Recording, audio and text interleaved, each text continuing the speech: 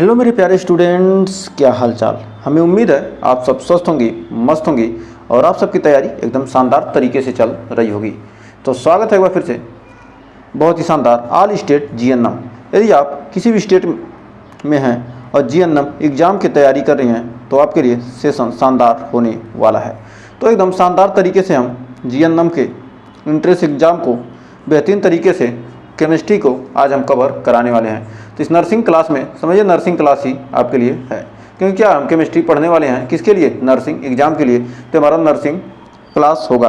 पिछले वर्ष के पूछे गए टॉप 30 क्वेश्चन आज फिर हम लेकर हाजिर हैं एक बार फिर से केमिस्ट्री के लिए।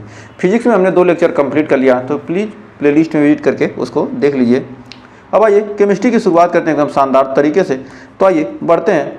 हमारा टॉपिक है chemistry all state GNM exam, UP GNM, UP GET या किसी भी स्टेट जीएनएम की तैयारी कर रहे हैं तो आपका सेशन शानदार होने वाला है। तो फर्स्ट क्वेश्चन देखिए आपका क्या करा। परमाणु में न्यूट्रॉन की खोज किसने की थी। जो हमारा परमाणु है उसमें न्यूट्रॉन की खोज किसने की, रदरफोर्ड ने, चैडविक ने, डेमोक्रिट्स ने या थॉमसन ने। तो न्यूट्रॉन की खोज किसने किया था, तो न्यूट्रॉन की खोज किसने किया था, तो आपको जल्दी से इसका आंसर कहाँ बताना है, हमें कमेंट बॉक्स में बताना है। तो न्यूट्रॉन की खोज किसने किया था, तो न्यूट्रॉन की खोज किसने किया था, तो हमारा राइट आंसर क्या हो जाएगा, चैडविक ने। तो न्यूट्रॉन की खोज चैडविक ने किया था। तो न्यूट्रॉन की खोज किसने किया था, चैडविक ने। तो न्यूट्रॉन की खोज करने वाले हमारे कौन थे, चैडविक थे। फिर अगला क्वेश्चन देखिए हमारा क्या कर रहा है, और कब किए थे इसकी। जो न्यूट्रॉन की खोज चैडविक ने किया था तो कब किया था, तो 1932 में जेम्स चैडविक ने क्या किया था, 1932 ईस्वी में जेम्स चैडविक ने क्या किया, न्यूट्रॉन की खोज की थी। जो क्या होता है, जिसमें कोई भी क्या होता है, आवेश नहीं होता, मतलब न्यूट्रल होता है। नेक्स्ट फिर अगला क्वेश्चन करा, रेडियो धर्मिता का मात्रक क्या है, न्यूटन, केल्विन, बेकुरल या पास्कल। जो हमारी रेडियो धर्मिता होती है उसका मात्रक होता है हमारा क्या, रेडियो धर्मिता का मात्रक होता है बेकुरल। क्या रेडियो धर्मिता की एसआई मात्रक क्या होता है, बेकुरल होता है, जो प्रति सेकंड क्षय की दर को क्या करता है, दर्शाता है। नेक्स्ट अगला क्वेश्चन हमारा देखिए क्या कर रहा है। अगला क्वेश्चन कर रहा है, पानी में सबसे अधिक घुलनशील गैस कौन सी है। पानी में सबसे अधिक कौन घुल सकती है, नाइट्रोजन घुलेगा, ऑक्सीजन घुलेगा, अमोनिया घुलेगा या हाइड्रोजन। तो पानी में घुलने वाली सबसे अधिक गैस हमारी क्या होती है, अमोनिया। अमोनिया जल में क्या होता है, सबसे अधिक घुलनशील गैस होती है। नेक्स्ट अगला क्वेश्चन देखिए कह रहा है कि ऑक्सीजन संख्या शून्य किस यौगिक में होती है। किस यौगिक में ऑक्सीजन की क्या होती है, संख्या शून्य होती है। तो ऑक्सीजन की ऑक्सीकरण संख्या क्या होती है, शून्य होती है। ऑक्सीकरण संख्या शून्य होती है किस यौगिक में, सॉरी ऑक्सीजन नहीं, ऑक्सीकरण संख्या शून्य होती है किसमें, NaCl में, O2 में, H2O में या CO2 में। तो शुद्ध तत्वों में जैसे O2 ऑक्सीजन में क्या होती है, संख्या शून्य होगी। यानी हमारा जो शुद्ध तत्व होते हैं उसमें क्या होती है, ऑक्सीजन की तत्व संख्या क्या होती है, शून्य होती है। ये अलग अलग 2 तत्व हैं, ये क्या सिंगल है, इसलिए क्या इसकी ऑक्सीजन संख्या क्या होगी, शून्य होगी। नेक्स्ट अगला क्वेश्चन का रासायनिक समीकरण द्वारा संतुलन किस नियम पर आधारित है। ऊर्जा संरक्षण, न्यूटन का नियम, द्रव्यमान संरक्षण या स्थिरता का नियम। तो जो हमारा द्रव्यमान संरक्षण का नियम होता है वह क्या करता है, रासायनिक संतुलन को व्यवस्थित करता है। मान लीजिए क्या हमने कोई अभिक्रिया लिख दी, C+O2 बना लिया क्या हमारा CO2। तो दोनों तरफ क्या होंगे, हमारी द्रव्यमान संख्या क्या होगी, बराबर होगी। यही क्या द्रव्यमान संरक्षण का नियम है। और क्या करता है, रासायनिक संतुलन को कर, 1 कार्बन यहाँ है, 2 ऑक्सीजन यहाँ है, 2 ऑक्सीजन यहाँ, तो यानी बराबर संख्या को क्या प्रदर्शित करता है। नेक्स्ट अगला क्वेश्चन देखिए क्या करा। कर तत्वों के आधुनिक आवर्त सारणी में स्थान किस आधार पर तय होता है, द्रव्यमान, परमाणु संख्या, घनत्व या आयतन। जो हमारा क्या है, आधुनिक में, आधुनिक आवर्त सारणी में तत्वों का स्थान किस आधार पर होता है, तो हमारा राइट आंसर का परमाणु संख्या के आधार पर। मोजले के अनुसार, जो हमारे क्या थे, साइंटिस्ट मोजले थे, उनके अनुसार तत्वों का क्रम परमाणु संख्या के अनुसार होता है। नेक्स्ट फिर अगला क्वेश्चन कर रहा है, पीएच स्केल का मान जब 7 से कम होता है तब वह द्रव क्या कहलाता है। जब पीएच का मान किसका, पीएच, क्षारीय, लवणीय, अम्लीय, उदासीन, जब पीएच का मान क्या होगा, किससे, 7 से कम होगा। 7 से कम होगा तो क्या होगा, एसिडिक यानी अम्लीय होगा। यदि क्या होगा, पीएच क्या हो जाए, 7 से अधिक हो जाए तब क्या हो जाएगा, क्षारीय। यदि पीएच क्या हो, 7 हो जाए तब वो क्या हो जाएगा, उदासीन। तो हमारा क्या होगा, 7, पीएच 7 से क्या है, कम है, पीएच स्केल 7 से कम है, तब हमारा क्या हो जाएगा, अम्लीय हो जाएगा। तो पीएच 7 से कम है तो अम्लीय, 7 से अधिक है तो क्षारीय, और अम्ल और क्षार दोनों मिल गए तो बना लेंगे क्या, लवण। नेक्स्ट कह रहा है परमाणु की सबसे बाहरी कक्षा में इलेक्ट्रॉनों की अधिकतम संख्या होती है। जो हमारा परमाणु है इसके बाह्य कक्षा में सबसे अधिक इलेक्ट्रॉनों की संख्या कहाँ होती है, कितनी होती है, जो हमारा 2, 8, बाहरी कोष में क्या होता है 8, 2 7 है, 7 से अधिक क्या होगा 8, मतलब बाह्य कोष में कितने होने चाहिए, 8 इलेक्ट्रॉन होने चाहिए। तो किसी भी नाभिक के क्या होता है, किसी भी परमाणु के बाहरी कक्षा में इलेक्ट्रॉनों की संख्या कितनी होनी चाहिए, 8 होनी चाहिए। तो हमारा राइट आंसर यहाँ हो जाएगा ऑप्शन नंबर बी 8, क्योंकि अष्टक नियम के अनुसार बाह्य कक्षा में क्या होना चाहिए, अधिकतम 8 इलेक्ट्रॉन होना चाहिए। जो हमारा अष्टक नियम कहता है कि किसी भी क्या होता है परमाणु के बाह्य कोष में क्या 8 इलेक्ट्रॉन होने चाहिए, तभी वो अस्थायी होगा। नेक्स्ट कर जल का रासायनिक सूत्र होता क्या है, जो हमारा वाटर है उसके रासायनिक केमिकल फार्मूला होता क्या है, HO, H2O, H2O2 या OH। तो हमारा जो क्या है HO, ये तो इसका कोई नाम ही ना है, H2O यानी हमारा क्या है जल, H2O हमारा क्या है जल है, और H2O2 क्या हमारा हाइड्रोजन परऑक्साइड है, और OH हाइड्रोक्साइड आयन है, OH माइनस होगा यहाँ पर, तो क्या है हाइड्रोक्साइड आयन हो जाएगा। तो बढ़ते हैं आगे। अगला क्वेश्चन कह रहा है रासायनिक बंध की शक्ति को क्या कहा जाता है, रासायनिक बंधन की शक्ति को क्या कहा जाता है, ऊर्जा, युग्मन बल, बंध ऊर्जा या आकर्षण शक्ति। तो कह रहा रासायनिक बंधन की शक्ति को क्या कहते हैं, रासायनिक बंधन की शक्ति को बंध ऊर्जा, बंध तोड़ने या बनाने में क्या होती है, आवश्यक होती है, इसलिए रासायनिक बंधन को हम क्या कहते हैं, बंध ऊर्जा कहते हैं। और जो बंध ऊर्जा क्या है, बंधन को बनाने और तोड़ने के लिए क्या होती है, आवश्यक ऊर्जा होती है। नेक्स्ट तो अगला क्वेश्चन देखिए क्या करा एक मोल में कितने अणु होते हैं, एक मोल में हमारा होता है 6.02 गुणे 10 का पावर 23 अणु। तो एक मोल में 6.02 गुणे, इसे क्या कहते हैं, इसे ही अवोगाद्रो संख्या कहते हैं, इसे क्या कहते हैं, अवोगाद्रो संख्या, अवोगाद्रो संख्या भी इसे कहते हैं, या एवोगैड्रो सिस्टम, गैड्रो से जो भी पढ़ लेता है। 6.02 गुणे 10 का पावर 23, तो हमारा कौन सा हो जाएगा, हमारा राइट आंसर क्या होगा, हमारा यहाँ पर राइट आंसर हो जाएगा 6.02 गुणे 10 का पावर 23, यानी ऑप्शन नंबर ए हो जाएगा हमारा राइट। तो अगला क्वेश्चन कर रहा है अगला क्वेश्चन कर रहा है कौन सा अम्ल जैविक अम्ल है, हाइड्रोक्लोरिक अम्ल, सल्फ्यूरिक अम्ल, एसिटिक अम्ल या नाइट्रिक अम्ल। तो कौन सा अम्ल हमारा क्या है, जैविक अम्ल है, जीवों द्वारा प्राप्त अम्ल हमारा होता है क्या, जैविक अम्ल, एसिटिक अम्ल। एसिटिक अम्ल एक कार्बनिक यौगिक होता है, जो हमारा क्या है जैविक यानी कार्बनिक अम्ल होता है क्या, एसिटिक अम्ल। बढ़ते हैं आगे। अगला क्वेश्चन कर रहा है पेट्रोलियम से प्राप्त उत्पादों को अलग करने की विधि क्या है। पेट्रोलियम से जो हमें प्राप्त होता है, जो भी उत्पाद प्राप्त होता है पेट्रोलियम से, पेट्रोल, डीजल, केरोसिन जो भी प्राप्त होता है वह विस्थापन है, आसवन, निस्पंदन या वाष्पन, किस विधि द्वारा हम क्या करते हैं उसको अलग करते हैं। तो पेट्रोलियम के उत्पादों को अलग करने के लिए हम भिन्न भिन्न तापमानों पर वाष्पन द्वारा क्या करते हैं, घटकों को अलग किया जाता है, यानी हमारा राइट आंसर हो जाएगा ऑप्शन नंबर बी, आसवन विधि। आसवन विधि के द्वारा हम पेट्रोलियम उत्पादों को क्या करते हैं, अलग करते हैं। नेक्स्ट अगला क्वेश्चन देखिए कह रहा है कि सबसे हल्का तत्व कौन सा है, सबसे हल्का तत्व कौन सा है, हीलियम है, ऑक्सीजन है, हाइड्रोजन है, नाइट्रोजन है। तो सबसे हल्का तत्व हमारा क्या है, हाइड्रोजन। सबसे हल्का तत्व क्या है, हाइड्रोजन होता है। हाइड्रोजन का परमाणु भार सबसे कम होता है, इसलिए क्या सबसे हल्का है। नेक्स्ट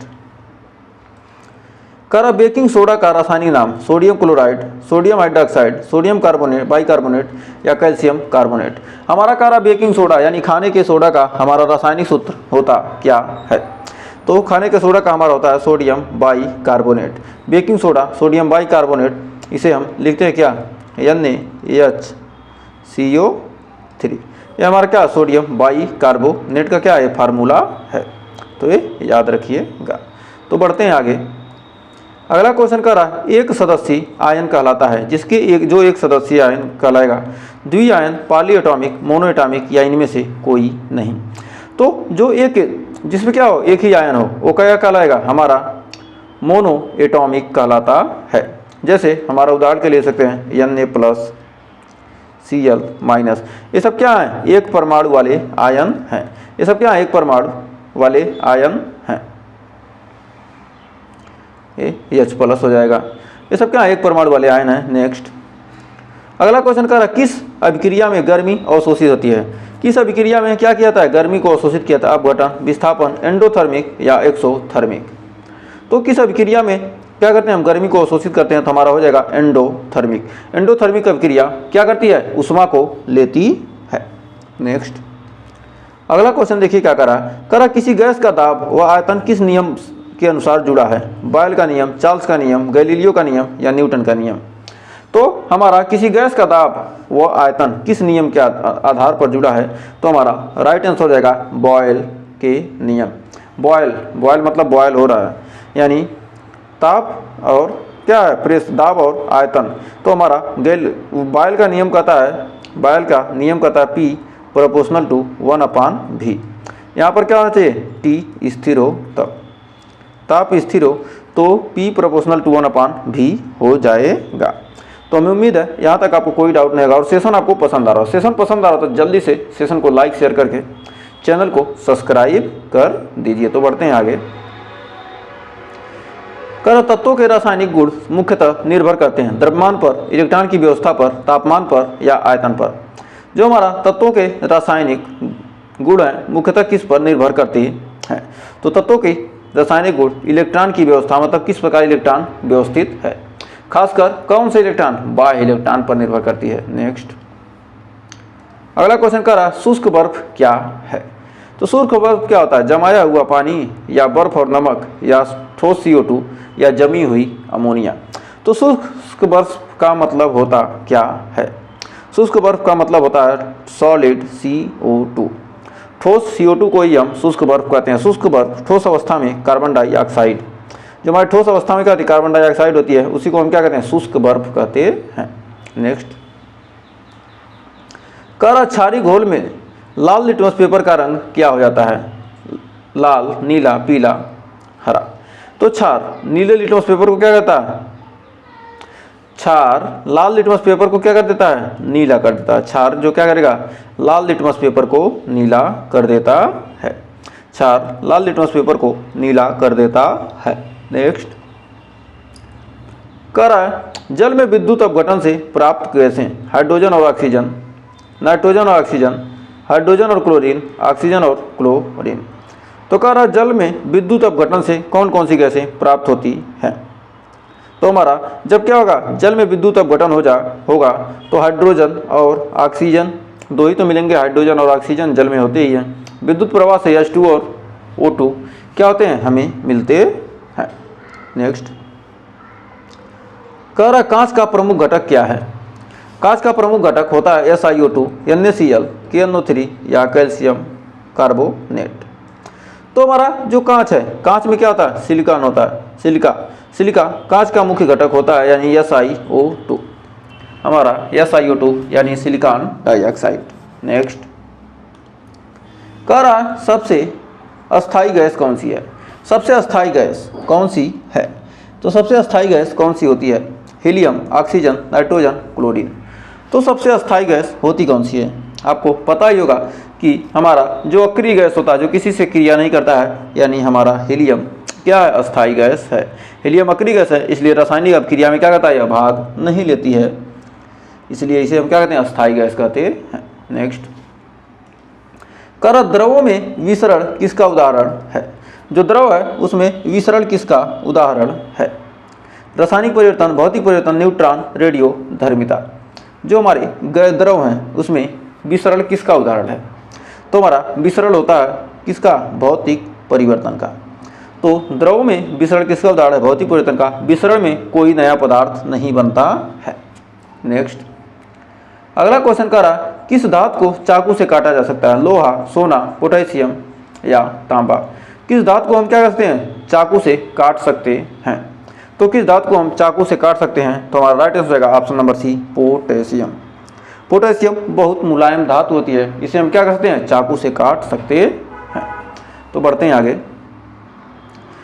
तो हमारा सिद्धांत है कम समय में आपको ज़्यादा से ज़्यादा कंटेंट देना, फालतू बात नो बकवास। बस इसीलिए आपको हमारे चैनल को सब्सक्राइब करना ही पड़ेगा, क्योंकि बहुत ही शानदार तरीके से आपको तैयारी हम करा रहे हैं। करा कौन सी गैस रंगहीन और गंधहीन होती है, CO, SO2, NH3 या O3।